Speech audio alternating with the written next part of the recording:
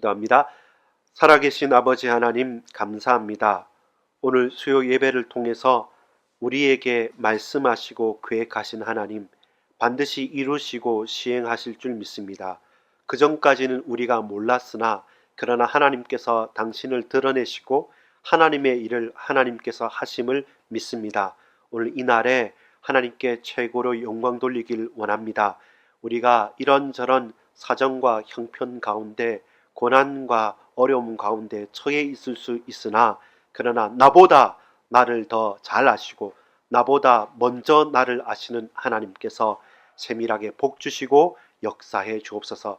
우리의 욕망과 욕심을 따라가는 것이 아니라 하나님의 뜻과 계획에 집중하고 그 말씀이 성취되어지는 그 뜻을 하나하나 세밀하게 붙들고 나아갈 수 있도록 아버지 하나님 몸된 교회와 우리 온 가정과 후대들 그리고 우리 개인들을 향한 하나님의 말씀에 예민하게 반응하고 응답하고 화답하고 그리고 실천할 수 있도록 말씀을 준행할 수 있도록 역사해 주옵소서. 예수 그리스도 이름으로 간절히 기도합니다. 아멘.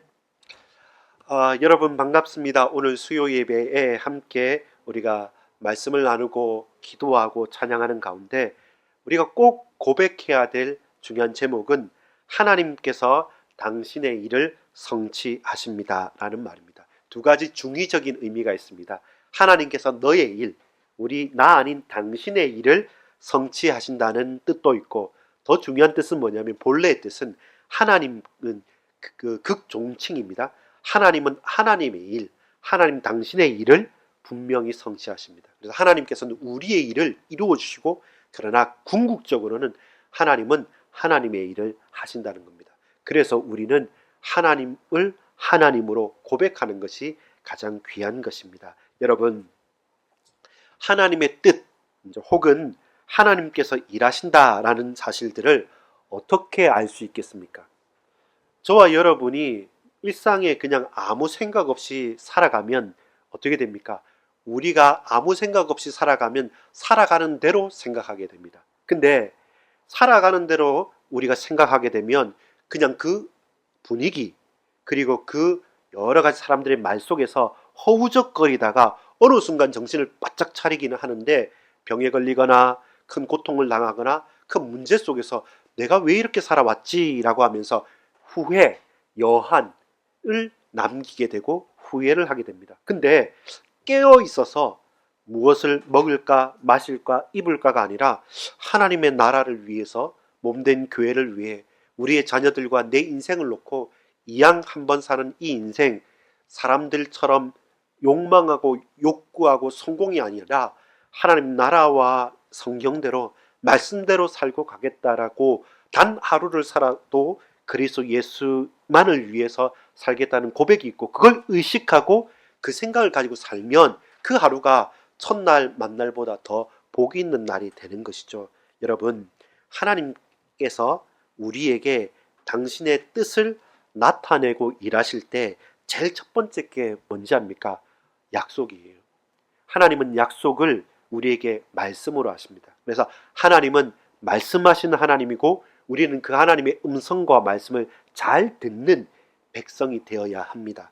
하나님께서는 당신의 뜻을 나타낼 때 언약하십니다. 이 언약은 그냥 모든 것이 그 언약이 아니라 주로 하나님께서 너와 나의 관계가 뭐다, 이스라엘 나라와 나의 관계가 뭐다 라고 말씀하실 때 항상 어떻게 하십니까? 나는 아브라함의 하나님, 이삭의 하나님, 야곱의 하나님, 너희를 저 애굽 땅 종되었던 곳에서 인도하여 낸 나 여호와가 너에게 이렇게 말하노라 이렇게 말씀하죠. 그럼 뭡니까?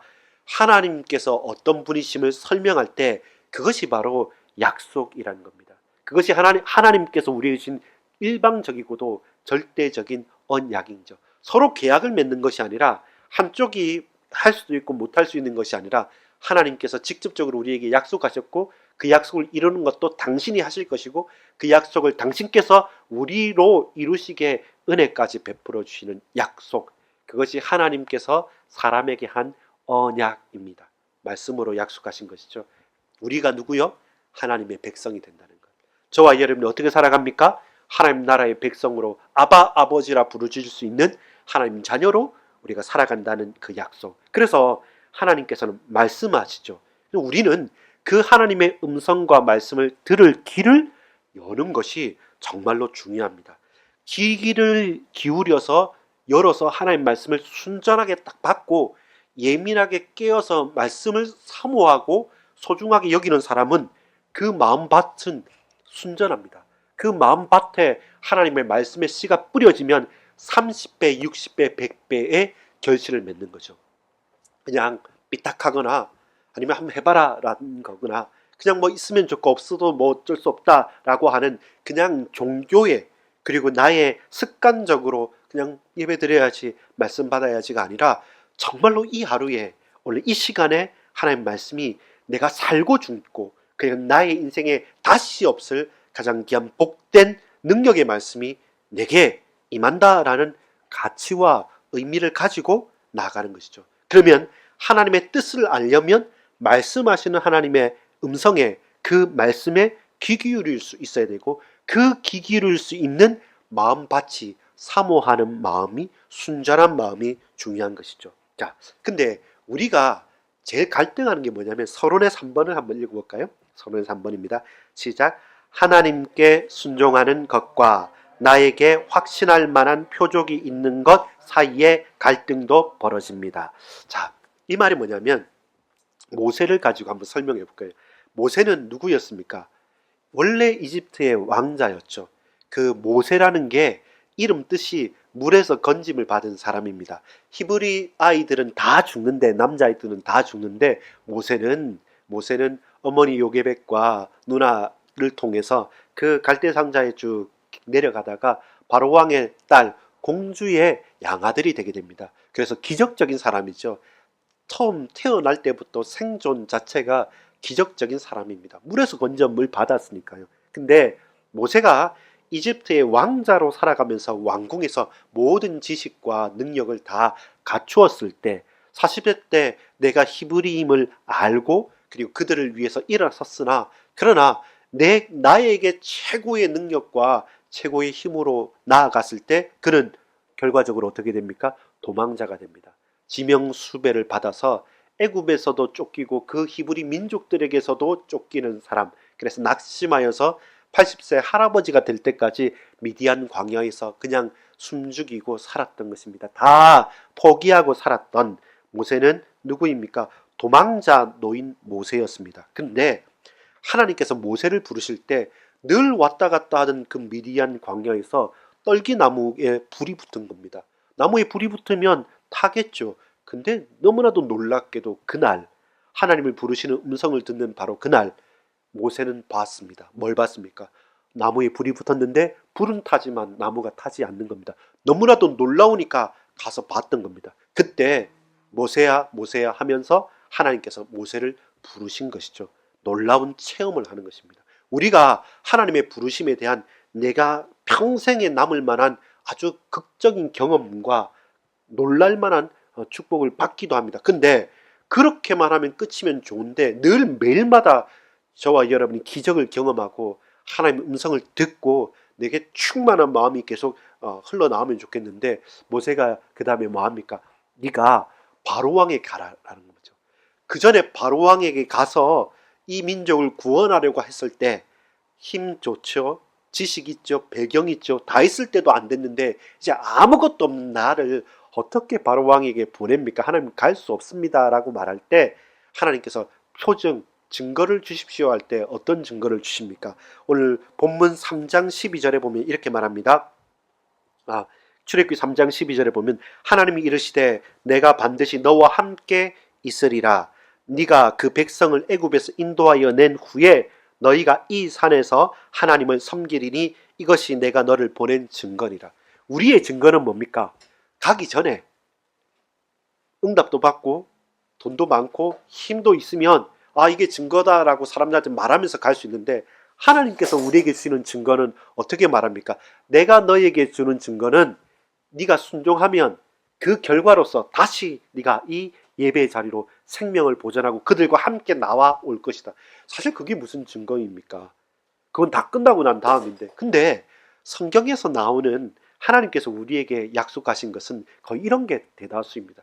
우리는 하나님 이거 해주시면 내가 뭐뭐 하겠습니다, 이렇게 조건인데, 아니죠. 하나님의 증거는 네가 순종하면 내가 이미 네게 주었다는 것을 알 것이다 라고 하는 존재예요. 그게 좀 차이가 납니다. 우리가 그 우선순위, 그 순서에서 맨날 헷갈리는 거죠. 먼저 해주십시오, 먼저 주십시오 라고 하는데, 하나님께서는 아니다. 네가 나가면, 갈 바를 알지 못하고 나가면 아브라함에게 다 주었다, 이미 주었다. 아니, 없는데요. 근데 주었다는 겁니다. 아들이 없어서 양아들도 삼고 하가를 통해서도 아들을 얻고 싶은데, 아니다, 내가 이미 줬다. 하늘의 별과 땅의 모래알보다 더 많아질 것이다. 지금은 없는데 하나님 다 주셨다니까. 우리가 갈등하는 것은 뭐냐면 그 우선순위, 그 시간표 속에서 늘 갈등하는 것입니다. 하나님께서 축복하셨다고 했는데 나는 먹을 것이 없다. 하나님께서 지혜를 주셨다고 했는데 나는 시험에서 떨어졌다. 여러 가지 걱정과 고민이 되는 때가 많지 않습니까? 그래서 저와 여러분이 봐야 됩니다. 뭘 봐야 됩니까? 하나님께서 하나님의 일을 하시는 걸 봐야 됩니다. 그래야지 믿음이 생겨요. 그래야지 눈앞에 있는 증거가 아니라 완성하신 하나님의 증거를 미리 알고 우리는 달려나갈 수 있는 것입니다. 본론 제목을 한번 읽어볼까요? 시작. 하나님께서 하나님의 일을 성취하심을 믿고 순종함으로 영광 돌립니다. 예. 하나님께 영광 돌리는데 우리는 어떻게 하나님께 영광 돌립니까? 하나님은 하나님 일을 바로 성취하실 것이다. 그걸 우리는 믿고 하나님께 영광을 돌릴 수 있는 겁니다. 여러분, 우리가 실수할 때가 있는데 그게 뭐냐면 나의 믿음의 분량을 자랑합니다. 여러분, 나의 믿음의 분량을 자랑하지 마십시오. 나의 믿음을 자랑하는 것이 아니라 나의 믿음의 대상이 되시고 믿음 그의 본질이신 하나님께 집중하는 게 중요해요. 여러분 보세요. 내가 이렇게 하나님께 헌신한다. 그리고 금식도 하고 그리고 또 전도도 하고 예배도 하고 한 번도 나는 뭘 빠지지 않고 열심히 산다라고 말할 수 있죠. 그 대단한 겁니다. 예배 드리고 어떤 것 이전에 중심을 드리는 것은. 근데 그것은 자랑할 것이 아닙니다. 그걸 자랑하기 딱 시작했을 때 뭐냐면 우리 실수하기가 쉽습니다. 보세요. 우리의 실수와 실패의 원인이 뭐냐면 인간의 한계를 무시하고 상대적인 믿음을 자랑하는 겁니다. 누구누구보다 내가 더 열심히 기도하지 않느냐, 누구누구보다 내가 더 많이 헌신하지 않느냐, 나는 이렇게 헌금한다, 나는 이렇게 생명을 걸고 예배한다. 좋은 것이고 잘하는 것입니다. 근데 그것이 하나님보다 높아지면 안 되죠. 여러분, 그게 역전돼 버리면 실수하고 실패하는 겁니다. 그게 아니라 여러분, 하나님을 제대로 알면 저와 여러분 하나님을 믿을 수 있을까요, 없을까요? 안 믿을 수가 없는 거죠. 하나님을 정말로 체험하면 우리 하나님을 미워할 수 있을까요? 하나님을 사랑할 수밖에 없는 거죠.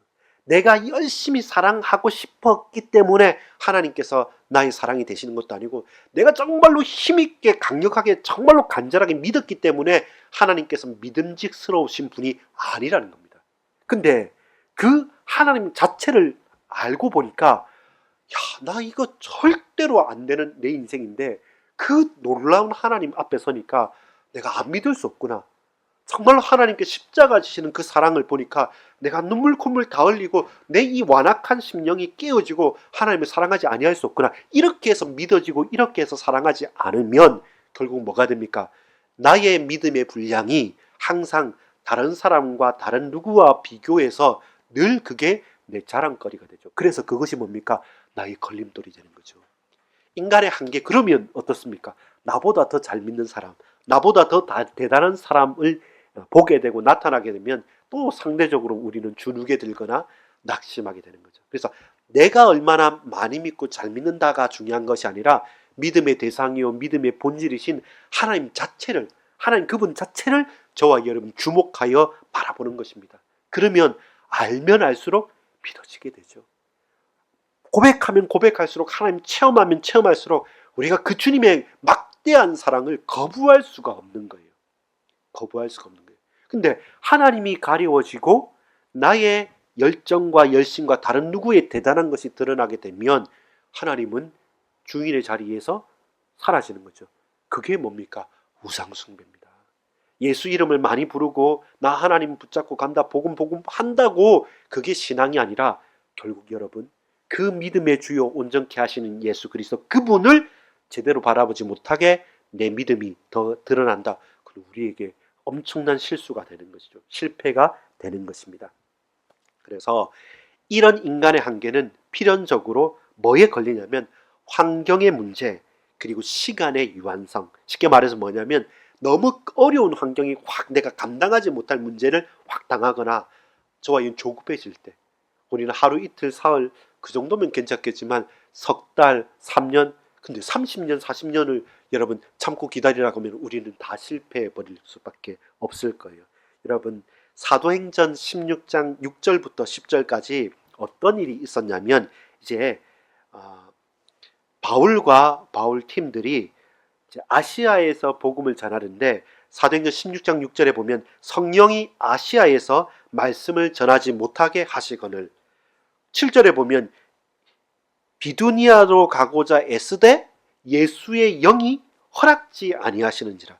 무슨 말이냐면 이런 겁니다. 복음 전하고 이방인들에게 복음 전하려고 하는데 근데 그 방향은 맞아요.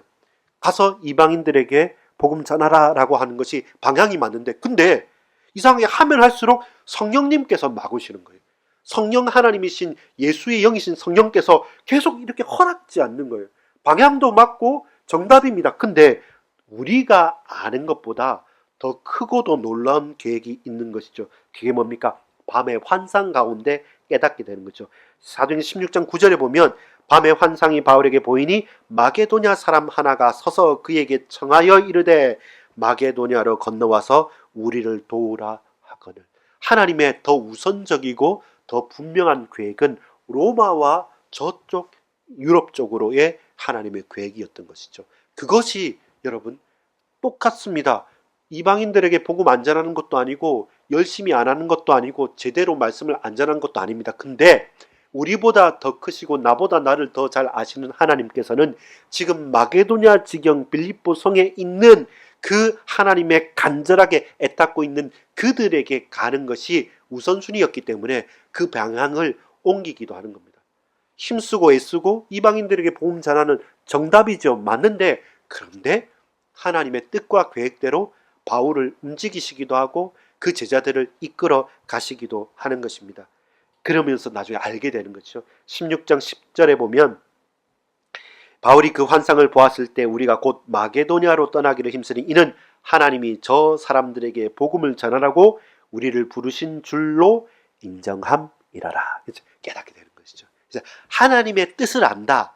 하나님께서 결국 하신다는 것은 우리로 깨닫게 하시고 변화시키시면서 결국은 당신의 일을 누구를 통해서? 부족한 우리를 통해서, 저와 여러분을 통해서 해가시는 것이죠. 이게 매일마다입니다. 우리가 오늘 만나는 인생의 모든 그 만남과 사건 일들 가운데서도 틀린 게 아닙니다. 근데 어느 때는 딱 막힐 때가 있고요. 또 어떤 때는 시간이 좀 많이 걸릴 때도 있습니다. 그때마다 저와 여러분이 깨어서 간구해야 될 것은 뭐냐면 성령께서 더 크고도 놀라운 내가 생각하고 내가 아는 것보다 더 크신 하나님의 일은 하나님 당신께서 누구를 통해서? 우리를 통해서 행하신다. 그래서 저와 여러분이 말씀을 사모하고 영적으로 깨어서 기도하면서 하나님의 뜻을 간구하고 하나님 일을 하십시오. 부족하고 무지몽매한 나를 통해서 당신의 일을 하십시오. 이렇게 우리가 고백할 수 있는 것이죠. 1번에 본론 1번에 3번 한번 읽어볼까요? 같이 읽겠습니다. 사명이 중요하지만 우선순위는 관계에 있습니다. 나의 사명 이전에 하나님과의 생명 관계를 회복하라. 그렇죠? 우리 사명 이전에 하나님이 내 하나님이시고 내가 하나님의 자녀라고 하는 이 생명 관계가 회복되는 것이 최고 우선순위가 되는 것입니다. 그래야지 여러분 조급하지 않고 그래야지 저와 여러분 환경의 문제에 걸려 넘어지지 않습니다. 아주 안 좋은 환경이 디딤돌이 되고 그 기다림이 기도로 바뀌어질 수 있어야 됩니다. 그래서 기다림의 의미와 가치를 잘 생각해 볼 수 있어야 됩니다. 요한복음 16장 12절 13절에 이렇게 말씀합니다. 내가 아직도 너희에게 이를 것이 많으나 지금은 너희가 감당하지 못하리라. 그러나 진리의 성령이 오시면 그가 너희를 모든 진리 가운데로 인도하시리니 그가 스스로 말하지 않고 오직 들은 것을 말하며 장래일을 너희에게 알리시리라. 아멘. 여러분, 그것입니다. 우리가 지금 감당하지 못할 때가 있죠. 근데 하나님은 가장 좋을 때 바로 우리를 위해서 주의 성령께서, 하나님의 성령 진리의 영이 오셔서 깨닫게 하시고 생각나게 하시고 모든 진리 가운데로 이끌어가고 인도하가는 겁니다. 그래서 항상 두려워할 필요는 없습니다. 조급할 필요도 없습니다. 결국은 하나님은 당신의 일을 하실 것입니다. 문제는 지금 두려워 떨거나 지금 낙심해 있는 저 여러분을 통해서 하시겠다고 하니까 그 말은 뭡니까? 우리를 바꾸시겠다는 겁니다.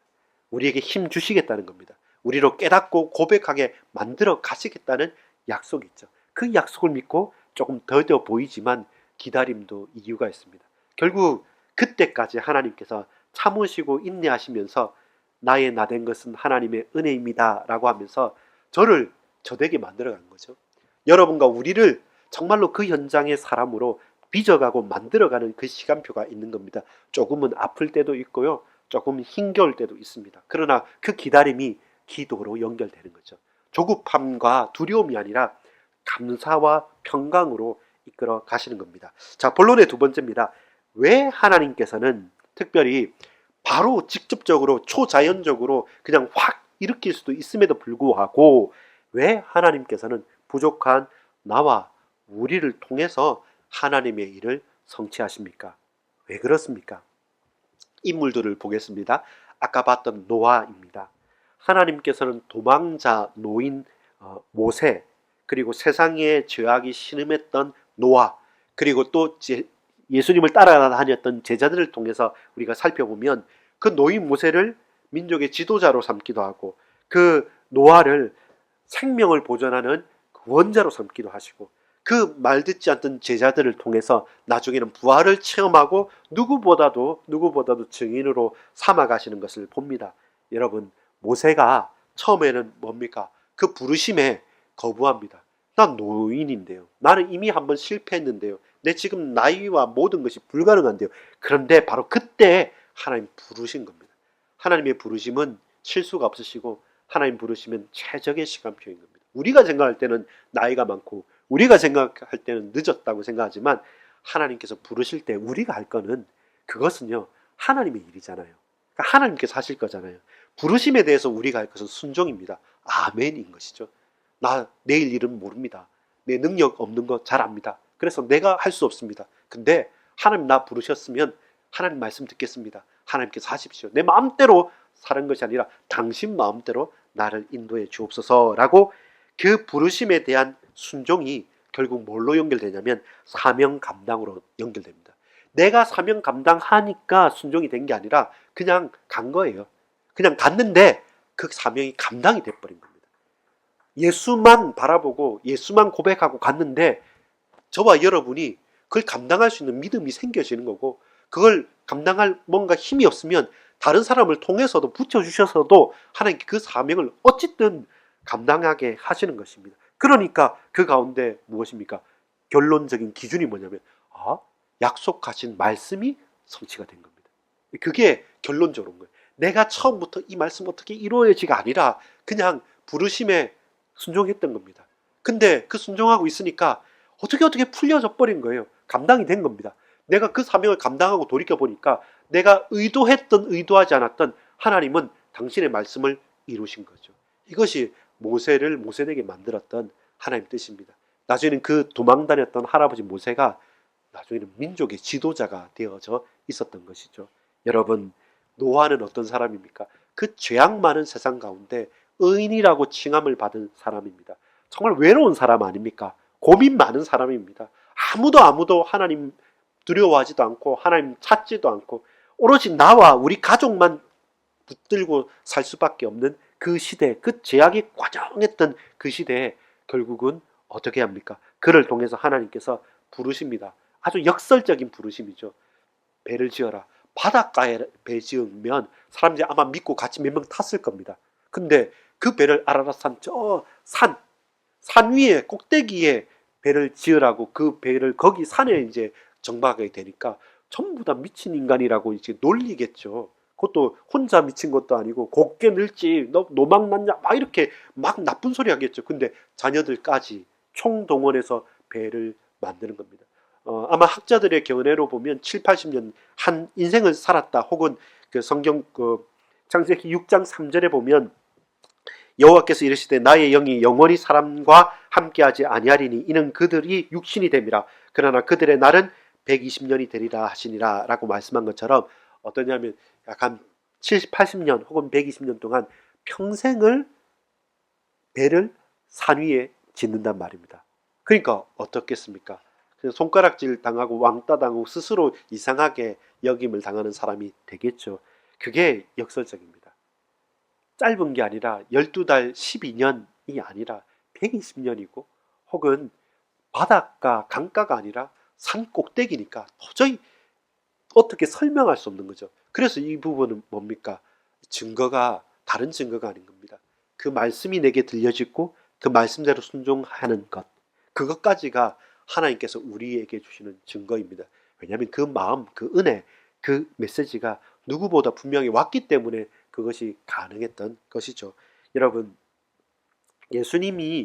예수님께서 제자들을 부르시고 그들에게 계속 말씀하시고 가르치시면서 했지만 가룟 유다나 또 베드로도 부인하고 저주하면서 떠나가고 그 예수님의 가르치신 십자가 두려워서 묻지도 못하고 있다가 나중에는 정말로 십자가 달리시니까 다들 도망가 버렸던 그 제자들입니다. 그러나 부활의 주님을 체험하고 주의 성령께서 그들과 동행하시고 역사하시니까 그 인생이 완전히 바뀌게 되는 것이죠.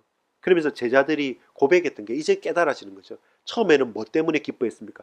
와, 우리가 가니까 좀 귀신도 떠나가고 우리가 복음 전하니까 이런 하나님 역사가 일어났습니다 라고 할 때 예수님께서는 계속 말씀하신 게 나도 봤다. 나도 봤는데 근데 귀신이 떠나는 것 때문에 기뻐하지 말고 내 이름, 너의 이름이 하늘 생명책에 기록된 것 때문에 기뻐하라라고 말씀을 하는 겁니다. 그걸 볼 수 있는 영안이 필요한 것이죠. 우리의 기쁨이 무엇이고 우리의 목적이 뭡니까?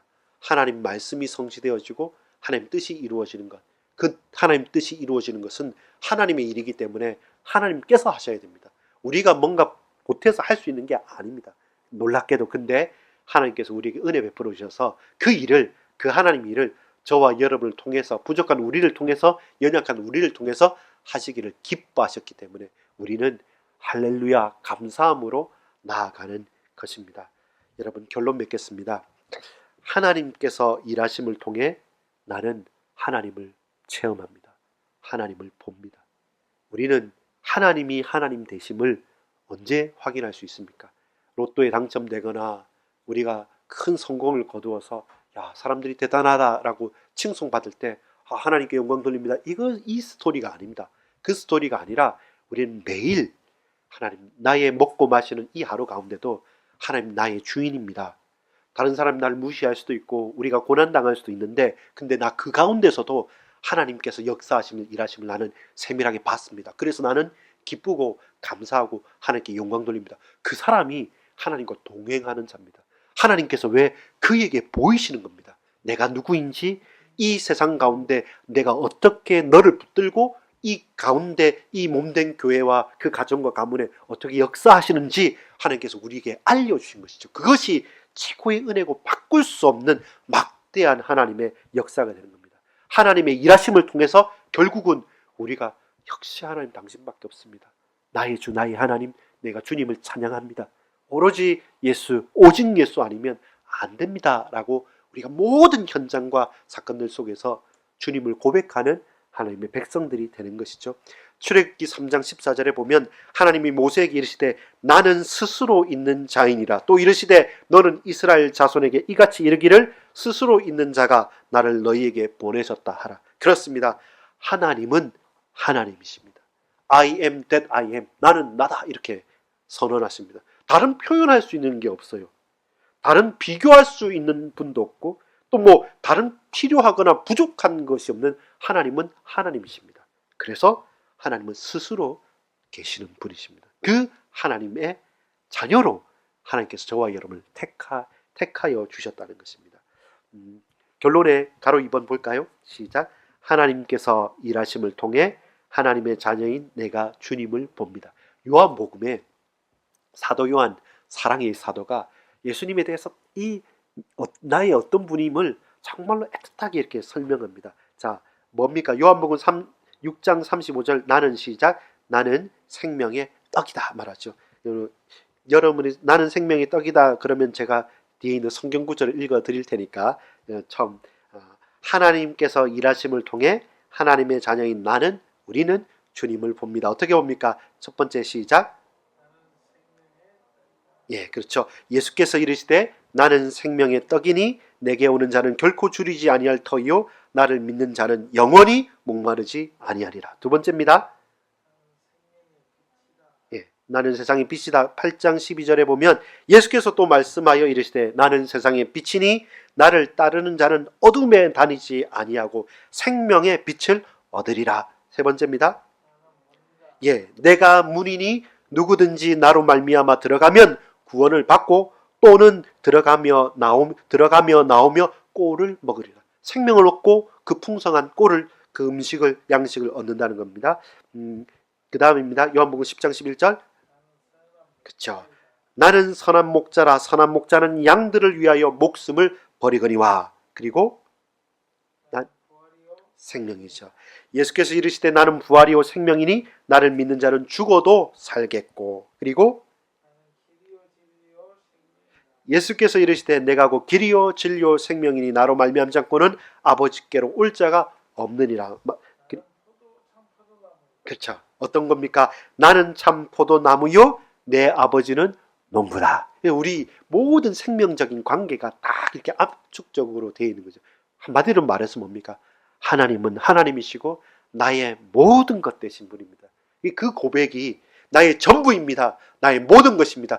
나는 하나님이 계시지 않으면 나는 없습니다. 그래서 나는 오로지 예수로만 살아갑니다. 이 고백이, 이 관계가 회복이 되는 것이죠.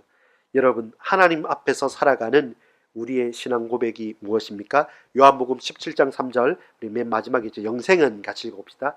영생은 곧 유일하신 참 하나님과 그가 보내신 자 예수 그리스도를 아는 것이니이다. 그렇죠? 영원한 생명은 우리가 죽지 않는 것도 아니고 우리가 건강한 것이 아닙니다. 영생은 유일하신 참 하나님과 그가 보내신 자 예수 그리스도를 아는 겁니다. 아까 우리 실수하는 거 말했죠. 나의 대단한 믿음이 아닙니다. 그거는 실수하고 실패하기 너무 쉬운 거예요. 여러분, 우리는 한계가 있고 우리는 유한합니다. 그래서 늘 조급해지고 늘 내가 감당할 수 없는 문제가 다가오면 좌절합니다. 근데 하나님 자체에 집중하십시다. 유일하신 참 하나님만 바라보면 믿음 없는 내가 믿을 수밖에 없어요. 이 완악한 이 마음이 하나님 앞에서 눈녹들이 녹아지면서 주님만이 아니면 안 된다고 고백하고 찬양하고 사랑할 수밖에 없는 거죠. 나를 집중하고 어떤 대단한 믿음의 사람을 집중하는 것이 아니라 하나님 당신만을 집중하는 그 자체를 집중하는 그게 복음의 기쁜 소식인 것이죠. 주 예수 그리스도를 아는 것이 영생의 첫 번째입니다. 그것이 우리의 믿음인 겁니다. 그래서 하나님은 어떻게 해요? 당신의 일을 성취하십니다. 나의 일을 성취하시고 여러분의 일을 성취하시고 더 중요한 것은 하나님은 당신의 일을 스스로 이루어 가시는 겁니다. 그래서 우리는 하나님을 만나야 됩니다. 매일 만나야 됩니다. 매일 고백해야 되고 매일 체험해야 됩니다. 하나님께서 당신의 일을 이루실 줄 믿습니다. 이번 한 주간 또 내일 수능 시험도 있고 다음 주간은 임용 시험도 있고 또 여러 가지 우리 일상에 여러 가지 많은 일들이 있습니다. 그 가운데 하나님께서 일하시고 역사하심을 여러분 체험하십시오. 또 혹 질병과 또 고난 가운데 또 항암 치료도 해야 되고 또 여러 가지 또 만남도 있을 거고 두려운 여러 가지 고민도 있을 건데 그때 하나님께서 일하심을 체험하십시오. 내가 하나님을 알고 예수 그리스도와 주의 성령 진리의 영께서 나로 깨닫게 해 주옵소서. 그 믿음의 고백이 풍성히 열매 맺어지기를 간절히 소망합니다. 기도하겠습니다. 아버지 하나님 감사합니다. 이날 우리로 하나님의 전에 나와 하나님을 알게 하시고 깨닫게 하심을 참으로 감사드립니다.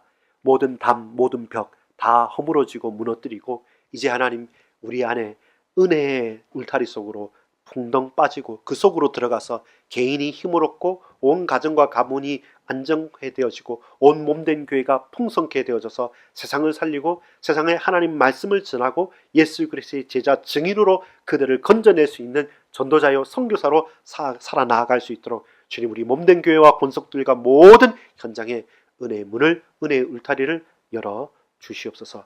이 밤에도 하나님께서 일하시고 하나님께서 우리로 깨닫게 하시고 알게 하심을 믿습니다. 주님 홀로 영광받아 주옵소서. 예수 그리스도 이름으로 간절히 기도 올리옵나이다. 아멘.